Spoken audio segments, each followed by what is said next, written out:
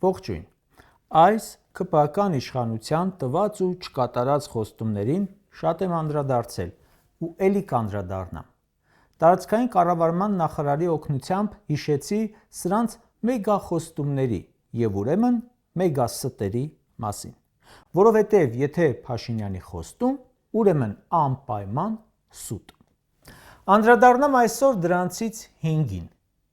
3 փետրվարի 3-ին մամուլի ասուլիս է տալիս Դավիթ Խուդատյանը և անդրադառնում ատոմակայանին, ասում է. նոր ատոմակայանի համար կոնկրետ մոդելի վերջնական որոշումը կկայացվի 2026 կամ 2027 թվականներին, դե ասում է շտապելու կարիք չկա, մոդուլային են ուզում սարքել, ուսումնասիրում են Ռուսաստանի, ԱՄՆ-ի, Չինաստանի, Հարավային Կորեայի և Ֆրանսիայի առաջարկները։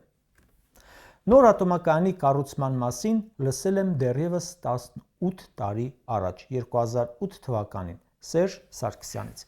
Նիկոլը վերաթարմացրեց ու մշտապես խոսում է դրանից։ 18 տարին բավարար չէ ատոմակայան կառուցելու համար։ Մասնագետներն ասում են միջինը 10 տարին էլ է բավարար։ Նախապատրաստման, տեղի ընտրության, ֆինանսի, համաձայնությունների համար 2 տարի,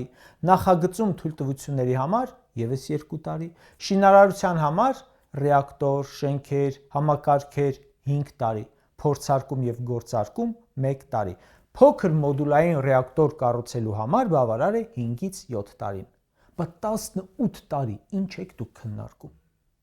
Օգոստոսին Վաշինգտոնում Փաշինյանն ասում է. շատ հետաքրքրված ենք մոդուլային ատոմակայանների տեխնոլոգիաներով, ԱՄՆ-ն էլ պատրաստակամ է այդ տեխնոլոգիաները կիսել մեզ հետ,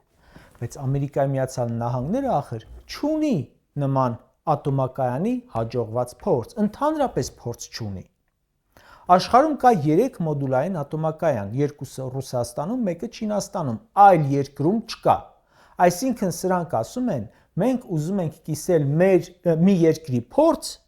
որը փորձ չունի։ Ռուսաստանը, որը ունի հաջողված փորձ, չեն դիտարկում, թե ինչու ինձնից լավ գիտեք։ Դիտարկենք սակայն հնարավոր սցենարները։ Նիկոլը օրերս հայտարարեց Հայաստանի, Թուրքիայի և Ադրբեջանի էներգահամակարգերի միավորման նպատակի մասին։ Դե ասում են, մենք նրանց կվաճառենք, նրանք մեզ կվաճառեն, կփոխլրացնենք։ Օրերս երկրորդ նախագահը մամուլի ասուլիսում ասում է, որ պետք է այդ միավորումը նպատակ ունենա։ Հայաստանն էլ, Ադրբեջանն էլ ունեն էներգիայի ավելցուկ, այսինքն, եթե նպատակը ատոմակայանը փակելն է, ինչպես որ պահանջում են Թուրքիան ու Ադրբեջանը, այդպես ասեք։ Նորը չեք սարքում, հնի ժամկետը մինչև 36 թվականն է, այսինքն ընդամենը 10 տարի է մնացել, փակում եք ու վերջ, կատարված է համարում Թուրքիայի ևս մեկ պահանջ։ Թուրքիան անկախությունից ի վեր պահանջում է փակել Մեծամորի ատոմակայանը։ Այն ժամանակ, երբ Հայաստանի ու Ադրբեջանի էներգոհամակարգերը միանան, ատոմակայանն էլ փակվի, ունենում ենք ադրբեջանական էներգիայից խիստ կախվածություն իր բոլոր վտանգավոր սպառնալի հետևանքներով, իսկ սա միանգամայն հնարավոր սցենար է։ Մյուս մեգասուտը մետրոն է։ Հենց ասում ես աջափնակի մետրո, մարդկանց մոտ ծիծաղ է առաջանում, սրանք կարողացան այդքան արժեզրկել այդ կարևոր գաղափարը, դարձել է ձախողման չափանիշ։ 2018 թվականից հայտարարել են մետրոյի նոր կայարան կառուցելու մասին։ Քանի տարի է պետք կայարան կառուցելու համար։ Առավելագույնը 7 տարի։ Մոսկվայում և Պեկինում օրինակ 3-ից 5 տարում են կառուցում։ 2018-ին խոստացել են, 2026 թվականն է, 7.5 տարի անցել է, պատրաստ է միայն նախագիծը։ Ասում է մետրոյի փողը տվել ենք, տրոլեյբուս ենք առել, ապրեք։ Մյուս մեգախոստումը ջրամբարներն են։ Սրանք խոստանում են կառուցել 15 ջրամբար, 7.5 տարի իշխանության են, քանի ջրամբար են կառուցել։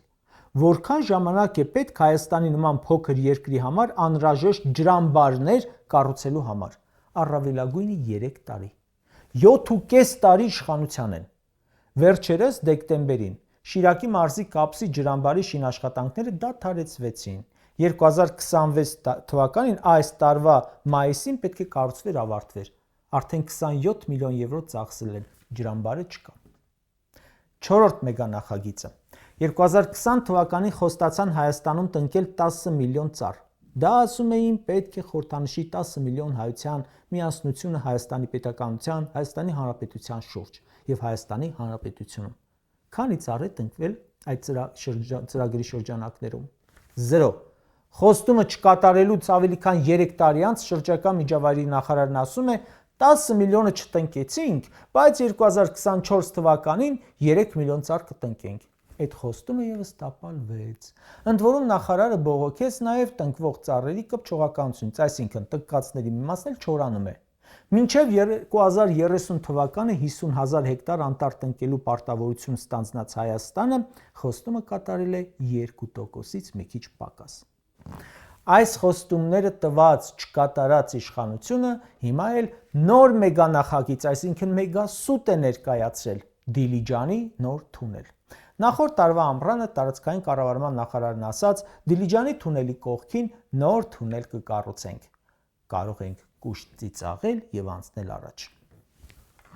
Դիլիջանի գործող թունելի մասին ասեմ, որ Սևան-Դիլիջան 2257 մետր երկարություն ունեցող ավտոմոբիլային թունելը անգամ խորհրդային տարիներին չհաջողվեց ավարտին հասցնել։ Շինարարությունը սկսել էր 1970-ական թվականներին, հենց 70-ին, բայց 92 թվականին դադարեցվել էր ֆինանսավորման բացակայության պատճառով։ Այն կառուցվեց, ավարտվեց երկրորդ նախագահ Ռոբերտ Քոչարյանի օրոք իր անմիջական հսկողությամբ։ Կարճ ասած, չզարմանաք, եթե ՔՊ-ից լսեք Մարսում մետրո կառուցելու, օվկիանոսը Հայաստանին մոտեցնելու նպատակների մասին։ Անգամ չզարմանաք, եթե պարզվի վարկ են վերցրել այդ նպատակների համար։ Ընդամենը մեկ փողոց նորմալ չեն կարողանում ասֆալտել։ Ձյունը քանդել է սրանց նախորդ տարի փռած ասֆալտը։ Անմխիթար վիճակի ամենուր։ Միլիարդավոր դոլարների պարտք են վերցրել, ասֆալտ են արել, բայց դե քանդվում է այդ անտերը։ Մոտենում են ընտրություններ, ուրեմն սպասեք նոր մեգախոստումների։ Եթե այս իշխանությունը Աստված մի արասցե մնա,